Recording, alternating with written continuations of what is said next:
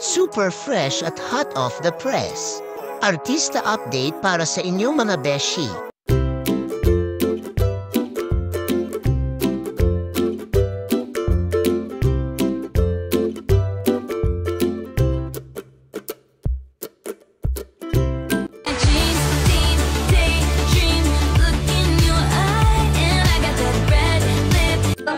Happy birthday, happy birthday, happy birthday to you.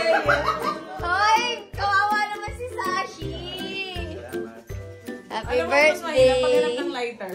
Kasi lahat nagbe-vape. Sa kaarawan ni Paolo Avellino, hindi lang basta cake ang handog ni Kim Chiu kundi isang sorpresa na talagang pinasaya ang aktor. Sabi pa ni Kim sa kanya, "Keep smiling. Mas bagay sa'yo."